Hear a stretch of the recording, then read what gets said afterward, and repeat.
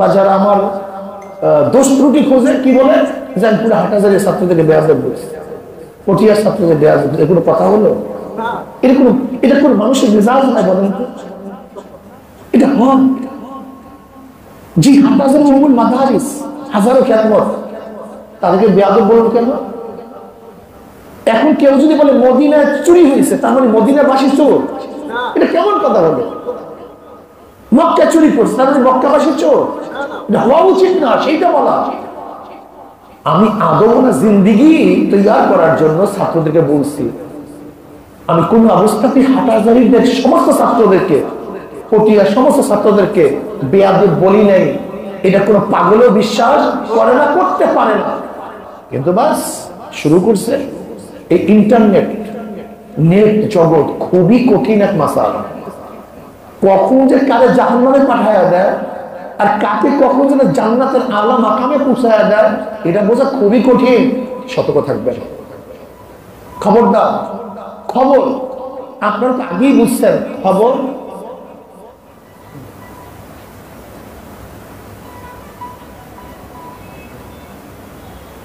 আপনি তো আগেই জানেন খবর সেট এবং কিজের ইহতিমাল রাখে কি রাখে না, কথা বলেন না কেন? যেগুলো সংবাদ সত্য এবং মিথ্যা সমান আছে কি নাই? সংবাদ তো মিথ্যা এবং সংবাদ, মিথ্যা এবং সত্যের সম্ভাবনা দেখে তো খবর বলা হয়। সেট এবং কেজেবে কি রাখে? ইহতিমাল রাখে। কোন সংবাদ শুনলেই বিশ্বাস করবেন না, খবরদার। কান চিনে নিছে, কান চিনে নিছে, কেন আপনি কানে হাত দিতে পারেন না? আগে চিনে নিয়েছেন, দৌড়ান কেন? কি কথা ঠিক না? কিন্তু আমাদের অবস্থাটা কি? চিনের পিছনে দৌড়াই, কানে হাত দেই, এটা ঠিক না।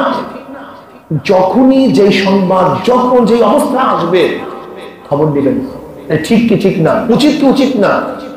যদি দেখেন ভুল হয়ে গেছে, মন হিসাবে মোবাইল করবেন, ধরাইয়া দিবেন যে হুজুর এটা ঠিক হয় না, এটা উচিত না।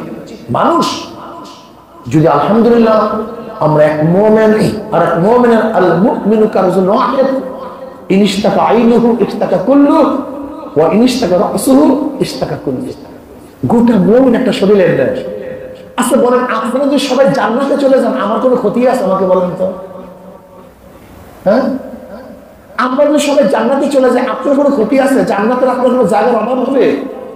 তা আমাকে আপনি জান্নাতে নিতে চান না কেন? আপনাকে আমি জান্নাতে নিতে চাবো না কেন? আমাদের উচিত সবাই জান্নাতে চলে যান, সবাই নাজাত পেয়ে যান। কিন্তু আমাদের অবস্থা এরকম দাঁড়াইছে না, তুই জান্নাতে যেতেই পারবি না, খবরদার, আমি দারোয়ান, আমি দারোয়ান, তোকে জান্নাতে যেতে দেবো। আমি হলো জাহান্নামের মালিক, তোদের 1400 সব জাহান্নামে নিয়ে যাবো। জাহান্নামের জান্নাতের মালিক আপনি হয়েন না। নবী আলাইহিস সালাতু ওয়াস সালাম মানুষকে জাহান্নামে নেওয়ার জন্য আসেন নাই,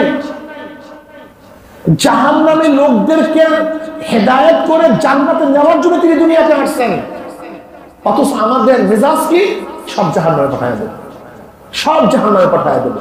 এই মেজাজ না হওয়া চাই। আমি তোমাদেরকে যতটুকু কথা বলছি, আদওয়ালা জিন্দেগি করি, ইলম ও আমল। আর একটা কথা মনে রাখবেন, খবরদার, ইলম হলেই কোন মানুষ নাজি জান্নাতে চলে যাবে এরকম কোন রওয়ায়াত দুনিয়াতে নেই, কেউ বলতে পারবেন না। ইলম হলেই যদি কেউ কামিয়াব হতো, নাজাত পাইতো, তা শয়তান কেন নাজাত পাইল না? তার ইলমের তো অভাব ছিল না, সে তো মুআল্লিমুল মালাইকা ছিল।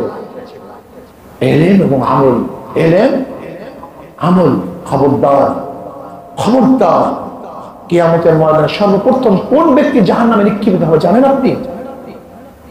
আবু জাহল, ফিরআউন, সাদ্দাত, হামান না। কিয়ামতের ময়দানে সর্বপ্রথম ওই আলেম যে ইলম অনুযায়ী আমল করে নাই। ইলম ছিল, আমল ছিল না। ইলম ছিল, তার মধ্যে নবী আলাইহিস সালাতু ওয়াস সালামের বাঁকানো সেই পথ প্রদর্শন যা করেছিলেন নবী, সেই অনুযায়ী চলে নাই। ওই আলেমকে কিয়ামতের ময়দানে প্রথম জাহান্নামে নিক্ষেপ করা হবে। নাউযুবিল্লাহি মিন যালিক।